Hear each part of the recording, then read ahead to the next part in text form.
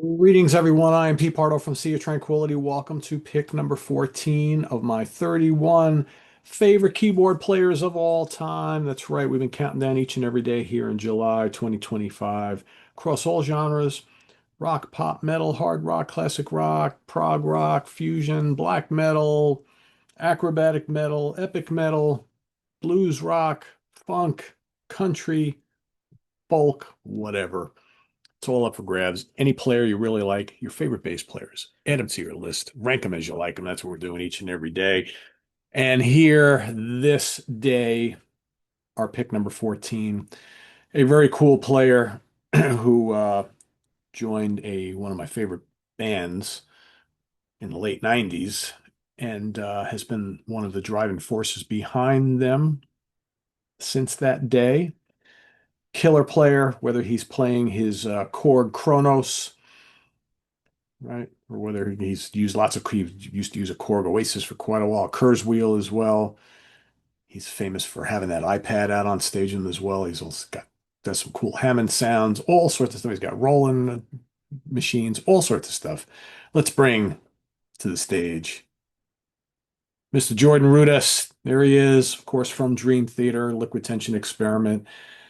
Plays with the Dixie Dregs live. Just saw him last year with the Dregs, as a matter of fact. Saw him with Dream Theater earlier this year, and I'll be going to see them again in the fall, finishing up this long tour. Yeah, of course, got that revolving. I love how when he plays that his keyboard just kind of goes around. He comes out with the guitar, right? He's also, I tell you, he's been dabbling in guitar of late. You can catch all sorts of videos of Jordan on social media playing his new Strandberg guitar, and he's really working hard at learning how to play guitar. And he's, to no surprise to any, he is getting very good, as you would expect, a guy with this kind of musical talent, right? So he is my pick for today. Let's talk about favorite albums featuring the talents of Mr. Jordan Rudess. Let me get rid of the Prezi app. There we go. So another hard one to choose because I think, since that first Dream Theater album he appeared, I mean, he did other things before then, but I think that's when most people really started to notice his keyboard skills.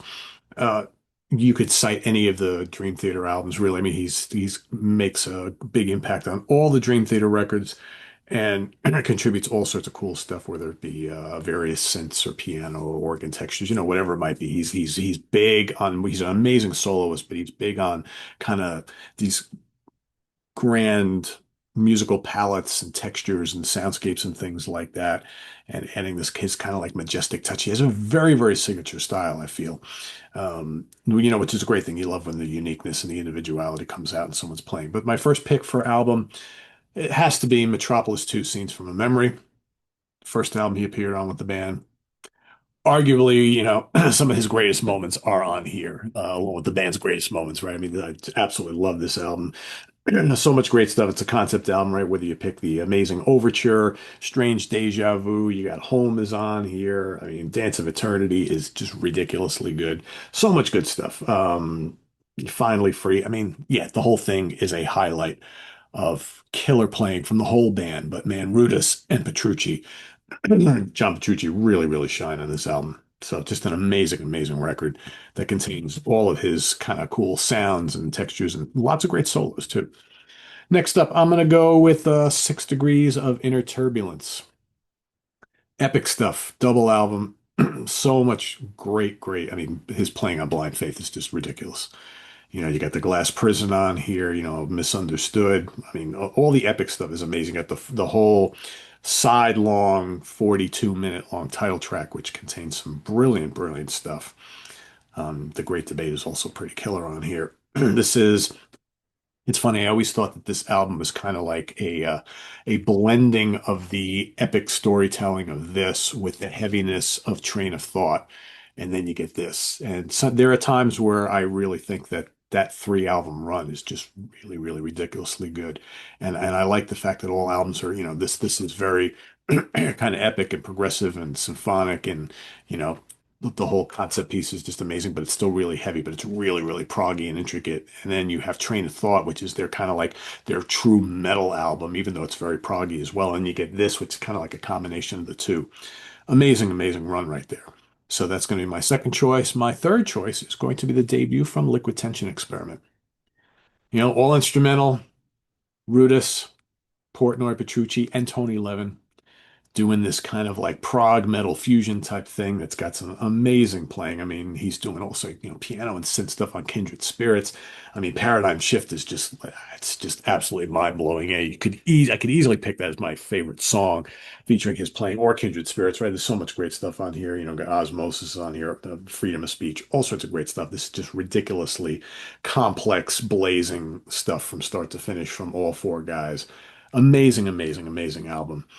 As far as my favorite song goes, this was kind of like a no-brainer because it's one of my favorite Dream Theater songs, and I think his Moog style solo in this is amazing, and all the other stuff he's doing throughout the song. And I'm gonna pick Home from Scenes from a Memory, Metropolis 2. Home is just, it's like the whole beginning thing, you got the kind of like sitar sound, and you got the womp womp womp womp womp womp womp, and him and Petrucci and Mayung are doing their thing, right? And then that amazing solo he drops in right around the midway point. This wild kind of like, I mean, it's just blazing fast and doing all sorts of wacky noises and stuff. Just really, really cool. And then that's followed up by like a just shredding Petrucci solo. And it's just like, the two of them just like slay everything in its path. Just so, so good. So yeah, I mean, you could pick anything from this guy. It's like he's had he's literally a highlight reel of amazing playing throughout his career. But yeah, so good. And it's really interesting to it's funny, I was listening to Kindred Spirits earlier from the Liquid Tension Experiment album, and you can totally see and hear like how he fits so well when he does live shows with the Dregs.